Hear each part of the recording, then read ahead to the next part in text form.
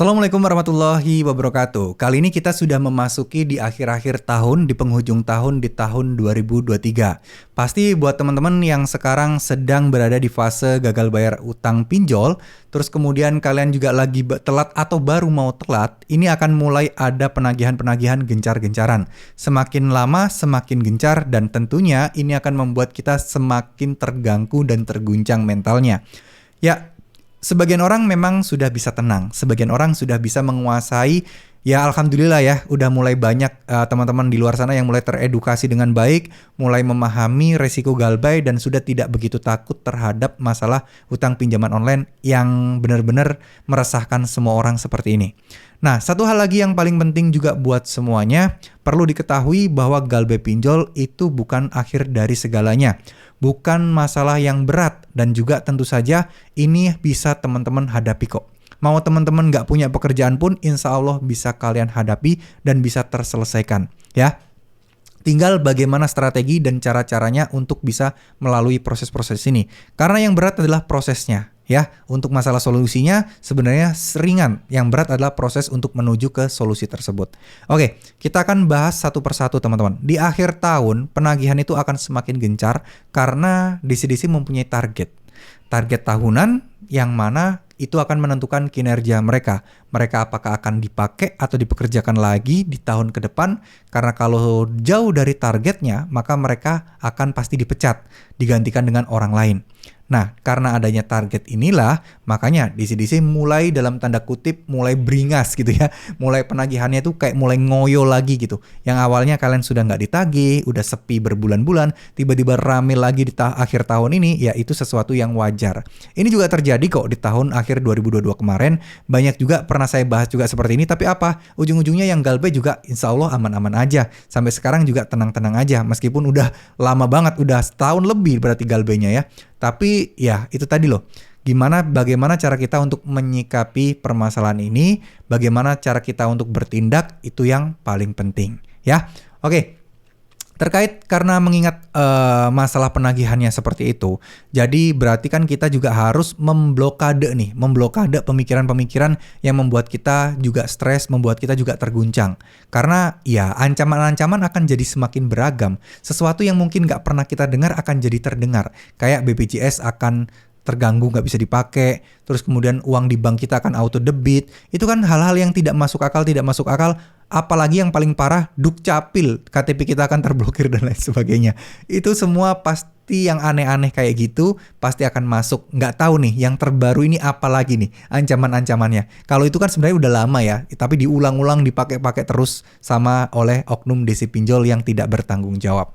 Nah, karena kita sudah tahu hal-hal seperti ini, jadi ya kita harusnya mulai memaklumi dong bahwa ya wajar lah mereka menagi-nagi kayak gini. Tinggal kitanya aja yang berusaha untuk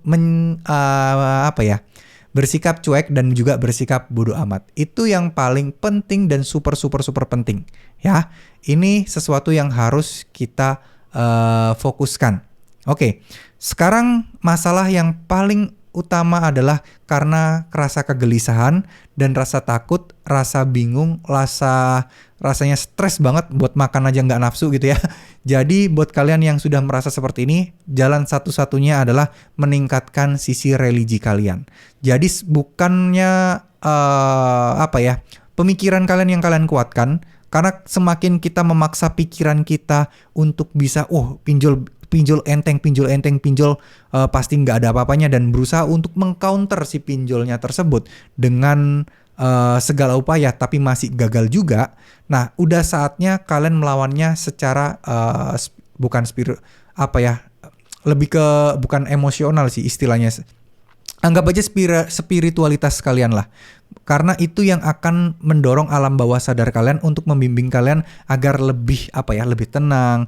Karena kalau kita memblokadenya dari sisi pemikiran otak kita aja, itu pasti akan meredup dan akan kembali lagi. Tapi coba kalau kalian maintain juga dengan yang namanya spiritualitas. Caranya simple, dengan perbanyak ibadah, perbanyak zikir, perbanyak solawat, yakin sama pertolongan Allah, minta sama Allah, curhatnya sama Allah terkait masalah pinjol kayak gini, minta tolong sama Allah, gimana sih caranya biar kalian dikabulkan, ya usaha sekeras-kerasnya. Tapi nggak cuman hanya doa, kalian juga harus melakukan ikhtiar. Karena biasanya bantuan dari Allah itu juga bukan berupa langsung duit muncul di depan kita, enggak. Tapi lebih kepada kayak semacam petunjuk. Ya, kayak ide kerja sampingan, ide ada lowongan pekerjaan, yang kalau ada kepikiran-kepikiran seperti itu, saya sarankan teman-teman untuk mencoba. Ya, tapi yang hal-hal yang baik ya, jangan pemikiran yang jelek-jelek kalian coba gitu ya. Kayak katakanlah menipu orang dan sebagainya, jangan. Itu bukan dari Allah, itu pasti dari setan kalau kayak gitu ya. Nah, kalian coba, ada lowongan pekerjaan di sini nih, apa lamar aja ya. Bisa jadi itu petunjuk. Bisa jadi itu yang akan membawa kalian atau menuntun kalian ke rezeki kalian agar terbuka lebar gitu ya teman-teman ya. Jadi lakukan semua ibadah, zikir jangan dikurangin, ibadah sholat terus juga lakukan semaksimal mungkin, sholat sunnah dan lain sebagainya itu lakukan. Intinya ikhtiar kita nggak cuman kerja duniawi aja, tapi akhirat juga dikejar. Barangkali siapa tahu dengan begitu pintu rezeki kita yang awalnya tertutup rapat mulai terbuka dan kita mendapatkan pundi-pundi rezeki yang alhamdulillah bisa membayar semua hutang-hutang pinjol ini. Ini bukan omong kosong karena saya jujur sekarang mengalaminya. Ya, karena saya merasakan semua itu. Teman-teman bisa cek deh. Teman-teman bisa cek. Saya waktu itu terjebak di hutang pinjaman online. Akhirnya kepikiran ide yang aneh. Waktu itu saya juga posisi yang mau bayar utang itu bingung pakai duit apa lagi. Utang itu bisa terbayarkan kalau dapat kerjaan sampingan. Kalau kerjaan sampingan itu di stop, maka saya tidak akan bisa bayar utang-utang saya. Dan utang saya masih posisi 60 juta lebih. Nah, apa yang saya lakukan? Saya mulai untuk memasrahkan diri, mulai untuk rajin beribadah, mulai untuk terus meminta dan memohon sama Allah. Tiba-tiba suatu saat ada petunjuk yang sangat aneh. Saya kan pekerjaan di bidang digital marketing.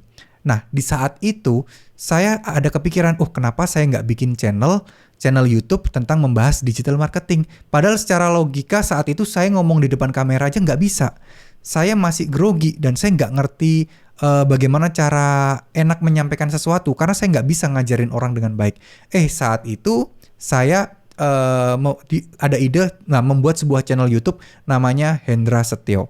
Mungkin kalau kalian melihat channel saya ini masih kecil subscribernya, teman-teman bisa lihat channel Hendra Setio. Itu subscribernya udah 400.000 lebih dan di sana saya share tentang bagaimana cara menghasilkan uang.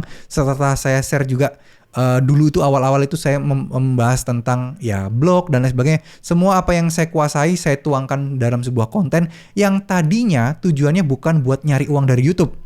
Tujuannya adalah biar saya bisa mengembangkan sebuah sosial media yang mana ketika saya mengelamar ke perusahaan baru yang perusahaan itu memiliki gaji besar, ini bisa menjadi portofolio saya. Tapi takdir Allah berkata lain teman-teman. Saya diberikan penghasilan yang jauh berkali-kali lipat dari channel itu. Jadinya seakan-akan, saya nggak butuh lagi nih lowongan pekerjaan. Karena dari channel itu aja, itu saya sudah bisa mendapatkan penghasilan yang berkali-kali lipat dari gaji kantoran saya. Alhasil apa? Nggak sampai 2 bulan, sudah terkumpul dan sudah bisa lunas hutang-hutang saya. Ya, alhamdulillah banget dan semoga ini juga bisa teman-teman ikuti juga. Siapa tahu teman-teman bisa mendapatkan petunjuk yang bisa kalian lakukan. Terima kasih, mohon maaf jika ada salah-salah kata. Wassalamualaikum warahmatullahi wabarakatuh.